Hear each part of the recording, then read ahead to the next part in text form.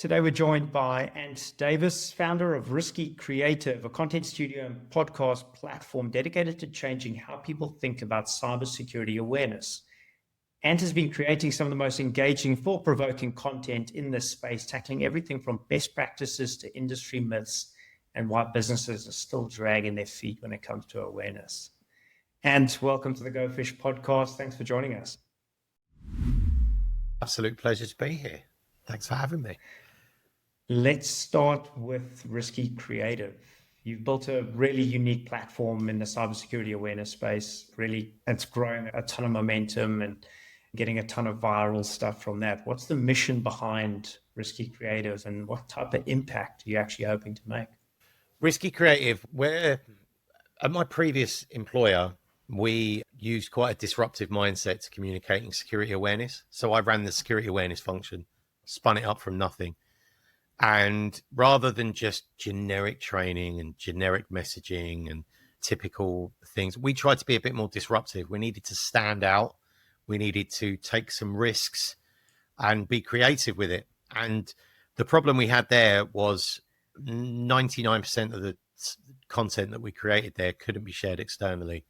The company wouldn't allow it. And I was like, we're doing so much good stuff. And I feel like I want to share this with the community. So when I got a new job, first thing I did when I handed my notice in with a colleague, started up Risky Creative, started up the podcast, did some content. And yeah, the idea behind it really is to encourage other awareness people to be bold, to be a bit brave, to just think outside the box. And the initial mindset was we'd offer content creation services, but we've never really marketed it. A couple of companies have come knocking and we've delivered to a couple. But yeah, the main thing was to help other awareness professionals just have the confidence to just be a bit raw and a bit honest and take some risks, really.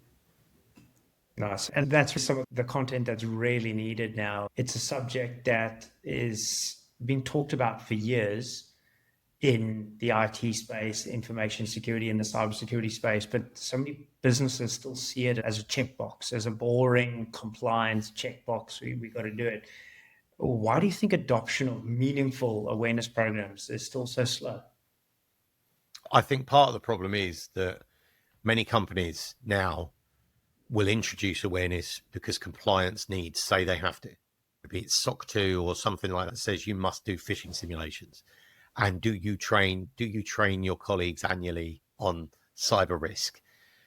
And it's the words, in my experience, last time I was audited, it was the words, do you annual training featured in the actual audit that I was given. And I'm like, annual training, does that really change behaviors? Does that really bring the change that we're all trying to bring in this world? Of course, it doesn't really. It's there 1 minute and it's gone the next. I don't remember the training I completed a few months ago for different things. So it's what it should say are how frequently do you engage your colleagues? And it shouldn't be talking about regular, frequent engagement and the messaging and bringing them on a journey and telling stories and making them understand that they're important and they are valuable and the access they have and the contents that they've got access to is of value to someone.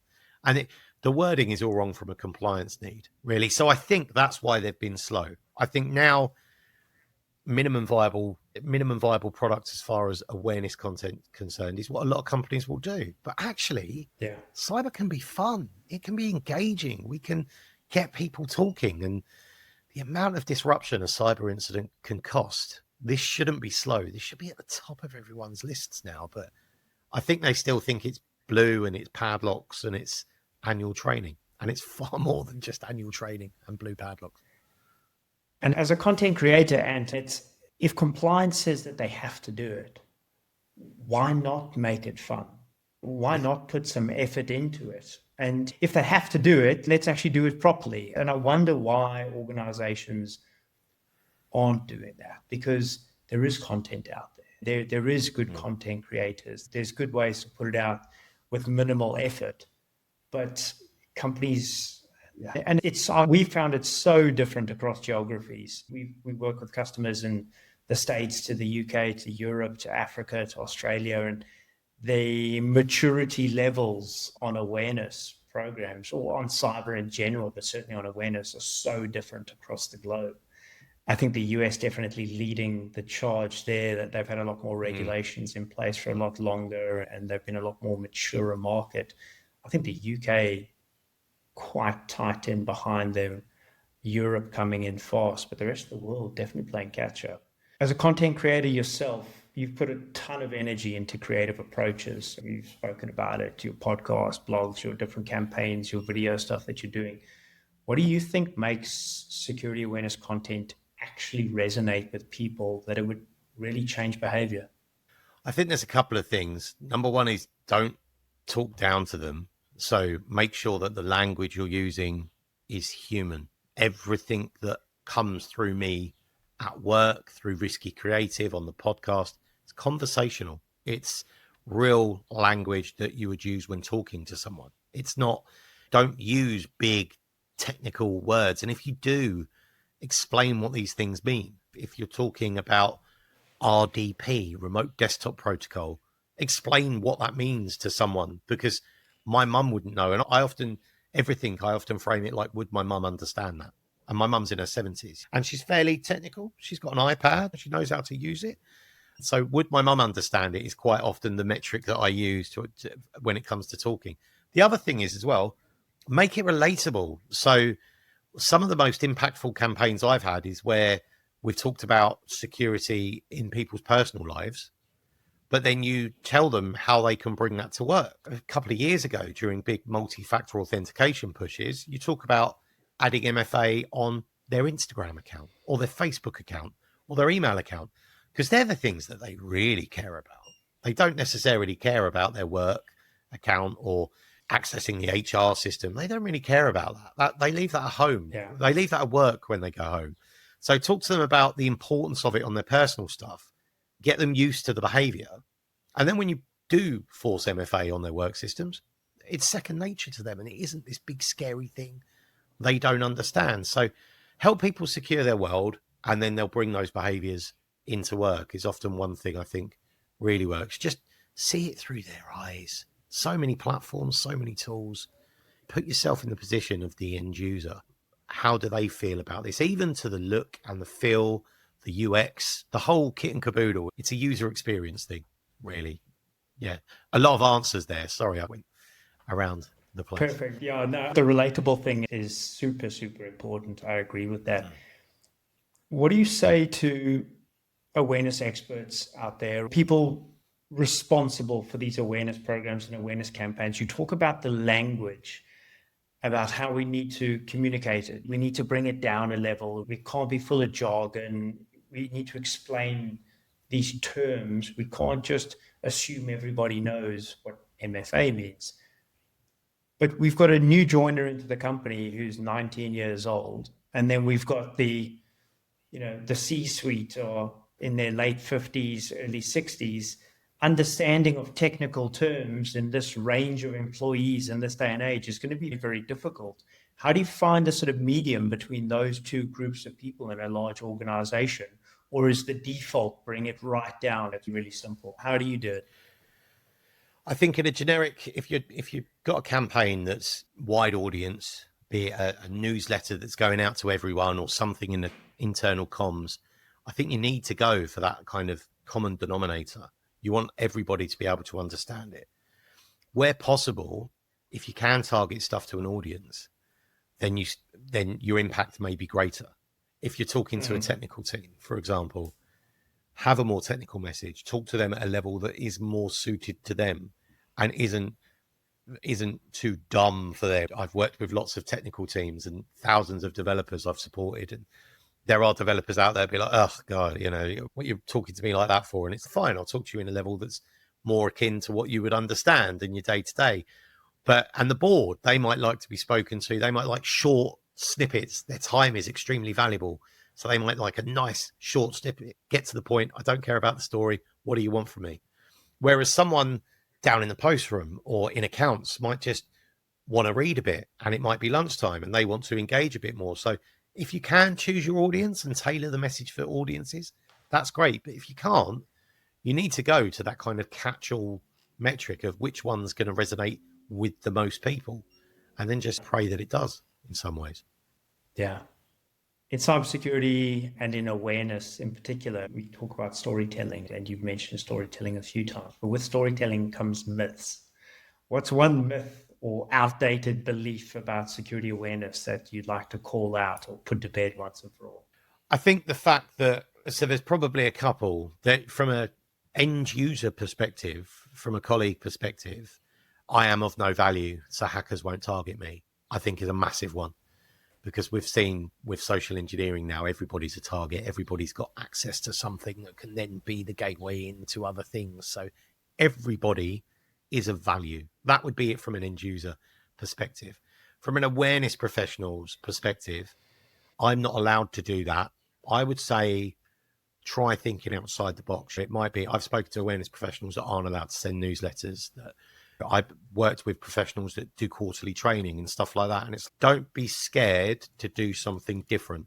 At least try something different, because unless you try, you don't know. So if you're not allowed to send a newsletter out, maybe see if people want to subscribe to one and get volunteers. If you're not allowed to have a dedicated Slack channel with the whole business on, start one and see. You'd be surprised how many people want to join the conversation and want to hear more. For a long time, I thought a Champions Network wasn't right for the business I was in, so I didn't start one. It was like, oh, it sounds like a lot of work, and I'm not sure this business is suited to it. Once I started one, we had nearly 100 champions within 3 months, and they were all people. We didn't ask for any talent or any specific skills. We just asked them to be a friend, an ally, a confidant, and a messenger. And we had nearly 100 people within 3 months that were really interested in what we were telling. And all of a sudden, we had a dedicated audience that became an echo chamber for our message, but also could tell us about things they'd seen on the ground that, you know, oh, in this facility, this happens. It's, oh, great, we'll do something about that. So, like, just be a bit bold, be a bit brave, and don't be afraid to ask for forgiveness rather than permission, I think is the... And for those listeners or viewers that don't know what a Champions Network is, could you explain that and the value of that and how to build that? Essentially, so my CTO at the time, my chief technology officer, when I was telling him about it, he was like, oh, so essentially it's like spies. But we couldn't call them spies. He was like, that's probably not the best thing to market them as. But essentially, our Champions Network, we didn't call them champions because that was taken by AppSec for the technical function. But our Champions Network was literally, we asked for friends. Do you want to be our friends? We want to talk to you.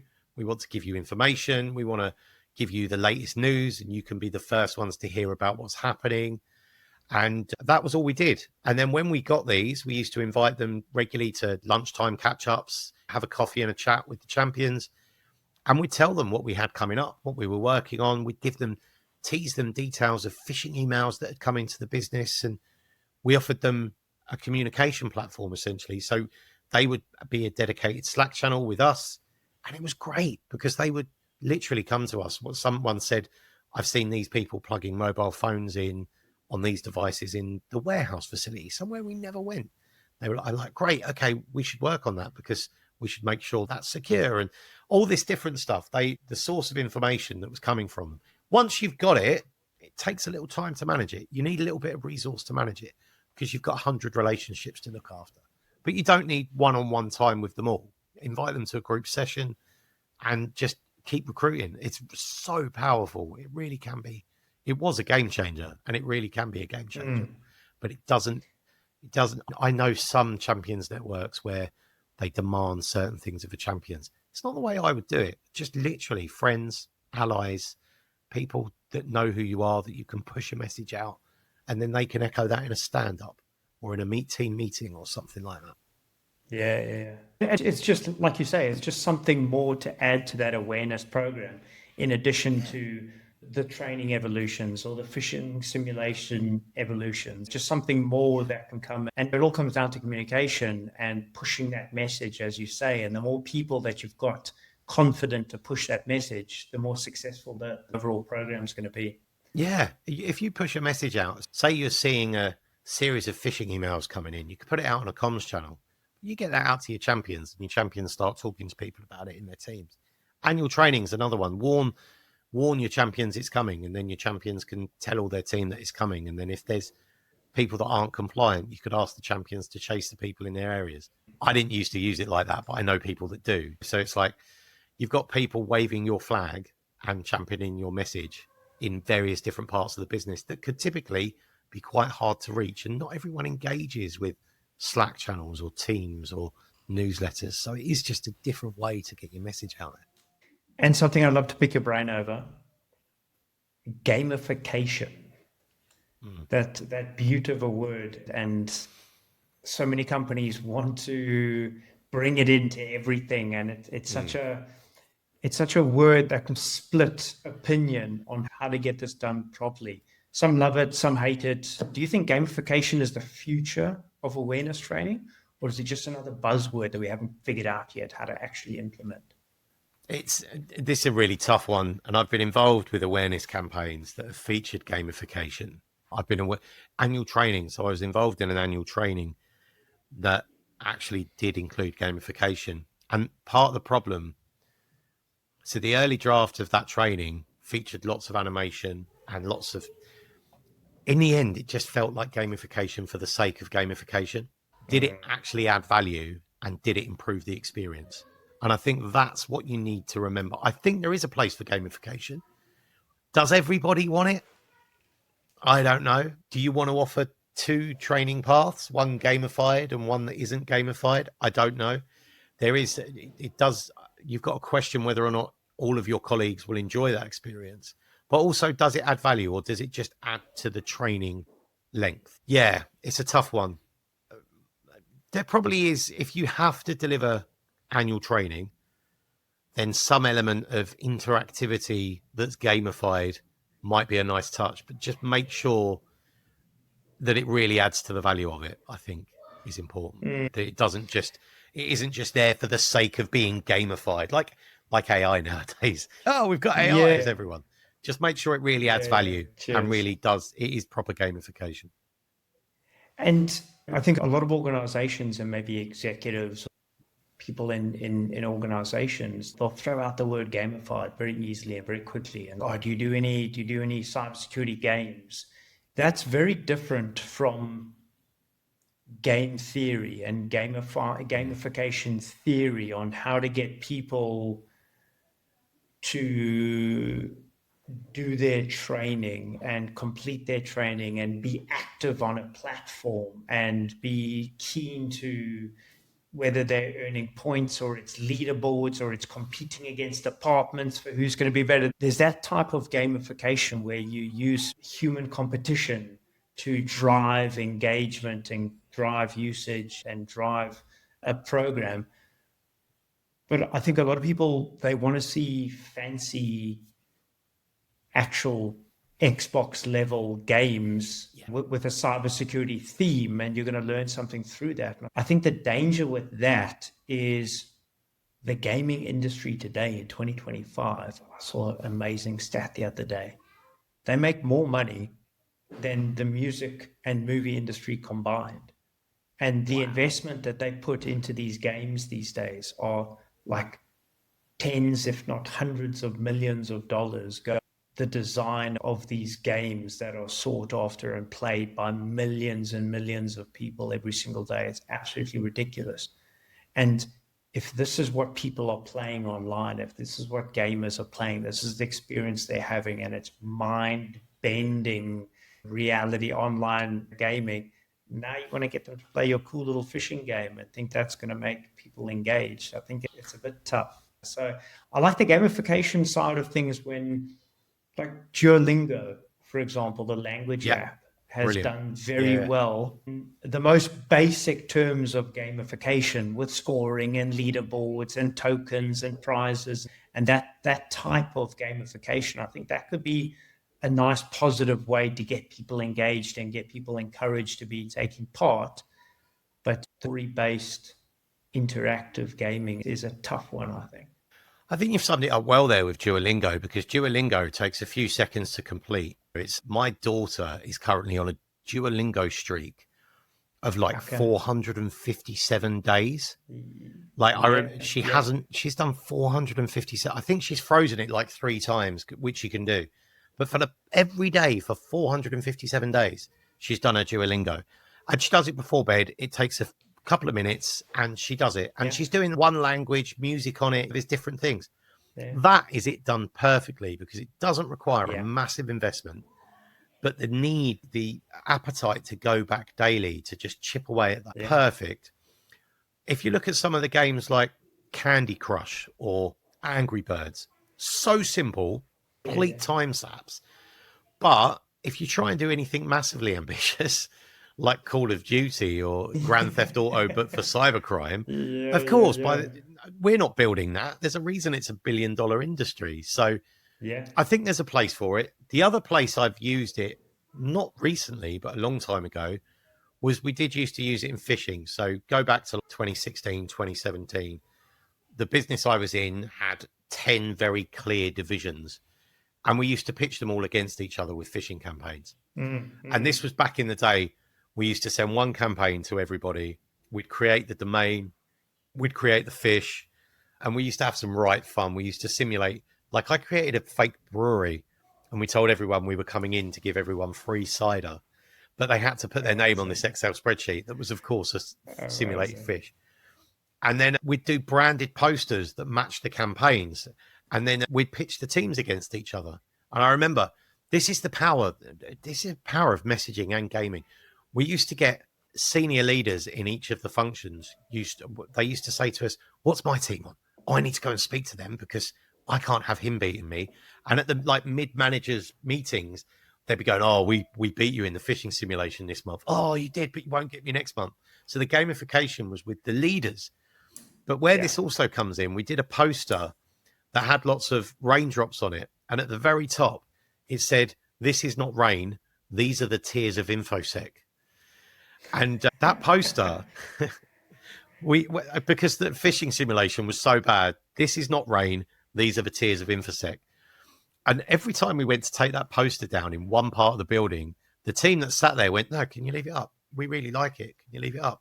That poster was up for 6 years till I think they moved. Amazing. And that's the power of messaging. Like that InfoSec branded poster that said, this is not rain. These are the tears of InfoSec was up for years because they just liked it and it resonated. And so, lots of opportunities with gamification if it's done. And if you if you can get gamify and set it up properly, it really can drive positive culture and positive communications. Exactly like you say, that interdepartment, it can be a super fun thing. Instead of people dreading it and rolling their eyes about it and hating on it, you add a bit of a gamification, you add a bit of a competition, you put some prizes in, you call people out on it. It can be a super fun thing.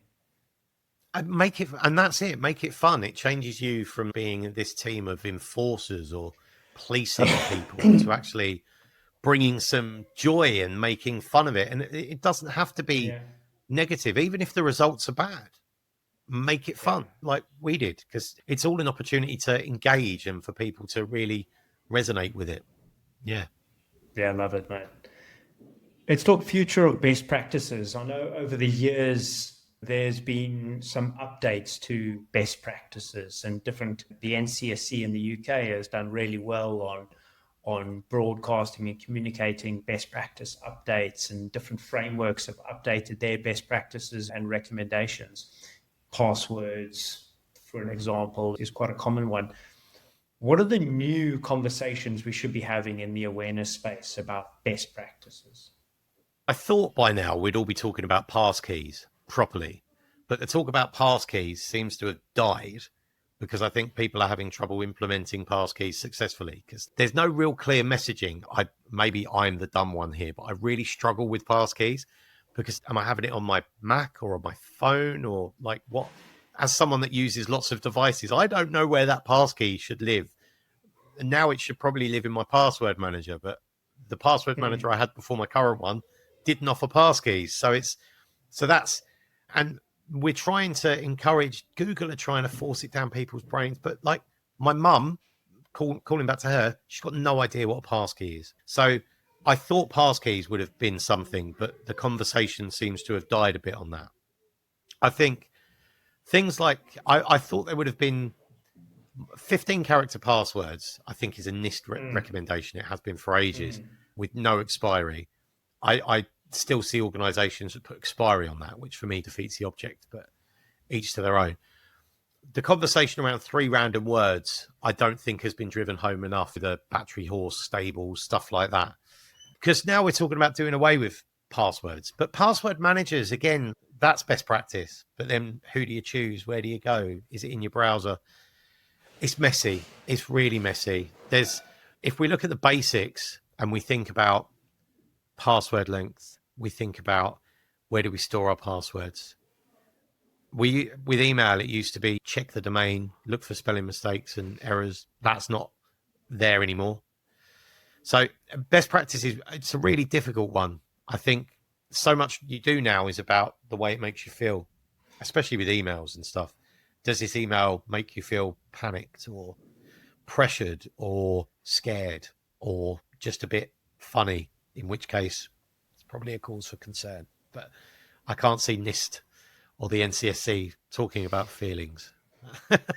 Yeah, but it's interesting. It's interesting how we talk so much of training. When people talk about employee training and awareness training, people immediately go to anti-phishing training and let's talk about phishing. Let's talk about social engineering and our brilliant job. We've done some phishing training with our employees this year, and that's great. We've ticked that box. But it's funny how immediately the first 3-4 key security behaviors you talk about are authentication and passwords and MFA and passkeys and password managers. None of this is phishing. These are all absolute fundamentals of keeping our accounts and our networks and our devices locked down. And yet we don't spend enough time talking about this. And there's so many different options and there's so many different opinions of what needs to be in place. The industry hasn't even locked this down yet, as you say. No. And yet people want to talk about phishing all day. Even things like MFA, 2FA, let's just standardize these terms.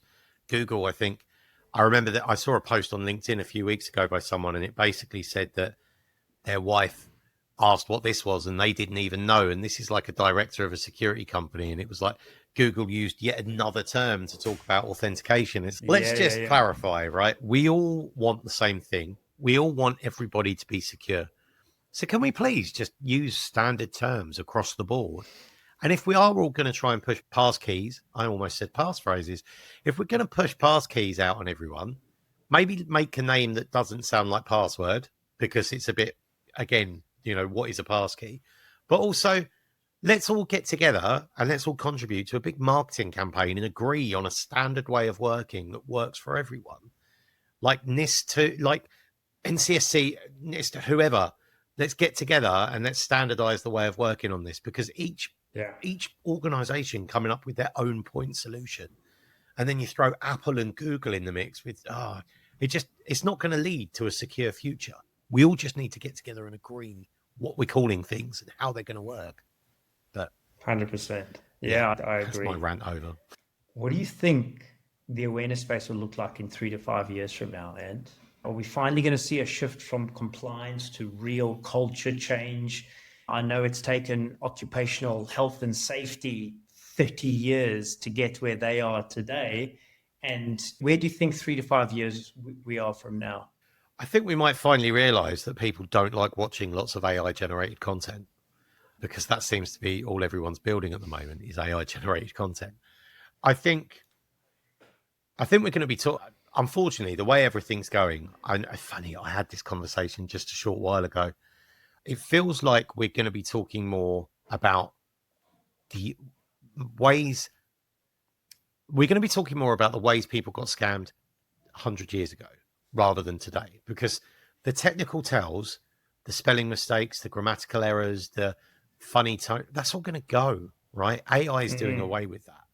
So it is going to be more like, how would you explain to a con man on the street that's going to talk me out of handing over my watch, for example, which I think is where, I'm sure that's where the phrase con man came from. It was like a man stealing a watch, walk up to someone, go, can I ask you the time? And then he'd distract him and take his watch. And I think we're going to be talking about that kind of thing. How does it make you feel? What was it asking you to do? Was it unusual? And it's going to be much more about feelings, which is really difficult. AI's come along. For all the will in the world, AI hasn't really changed the attack at the moment. I think it's made the barrier to entry much lower. So now it's much easier to make a convincing cyber attack of different types. But if you look at some of the most successful cyber attacks of the recent months or year, it's been socially engineering. It's been people calling up IT help desks or calling up people to reset passwords, making advantage of the human flaws. And that's just what makes us human. It's that we want to help out. We want to help people. And that's all these people being made, they're all vulnerable. We humans are vulnerable, and you can't patch a human. So we need to keep talking about that. And I think we're all going to get back to basics in awareness. It's going to be exposing what's out there, opening people's eyes to everything, and then going back to, does it follow a pattern? How does it make you feel? That's how I feel. I don't think technically, I don't think lots are going to change technically. I would like to say, I would hope more people are going to move away from annual training. I would love to see like compliance audits, ask how engaged your audience are, and then ask you how that. Are you measuring it by emails opened, by conversations you've had, by how many mentions by the board cyber has had? That would be lovely if you were measuring that rather than annual training. And if I give you a list of 50 users, can you tell me how frequently they've been phished? That doesn't mean that they're secure. They've just not fallen for my phishing emails. So yeah. Love it. Yeah, that's very cool. And then, and before I let you go, I've got to pick your brain on a particular subject in the industry, in the space right now: human risk management and AI driven nudging. We're seeing a rise in platforms that track user behavior 24/7, nudging, pushing notifications, delivering training on the fly. Some have called it the future of the industry and addressing the human element. Is this the future of behavior change and security awareness, or is it just going to turn people off security altogether and get people turning against the security teams? Does this kind of constant surveillance actually work, or is it just going to piss people off? So I've got two sides to this argument. Constant surveillance, the PR of this in your organization is something you need to manage, okay? Because people are going to think, some people with very loud voices and big reputations in your business are going to think that this is surveillance. And yes, organizations 9 times out of 10 already do surveillance on your colleagues and employees, but you don't tell them. You don't go to market with it. Like, we're watching you. You don't tell them that. Everybody knows it and you accept it, but you're not telling them that data's weaponized. What you're doing is telling them that you're weaponizing that data to make them safer. But then some bright spark with a very loud voice and lots of influence in your business is going to go, but what are HR going to do with that data? So there's a whole PR thing around that, which is a problem. And I know, it's on the flip side of that. If you do decide you want to implement a human risk platform, and I've tried to implement 2 and haven't succeeded, because have a proper think about where your data lives and how you're going to get that data in that platform. Do you have permission to get that data in that platform? And then how easy is it going to be to get that, all of that together in one place? And really, does a phishing email and annual training, does that make a risky behavior? No, it probably doesn't. That's just 2 metrics. You want to know if people are sharing passwords on Slack, or if people are permissioning their Google Drive documents properly, or if people are talking about work on the train. There's one you can't measure at all. So really, are they really measuring human risk?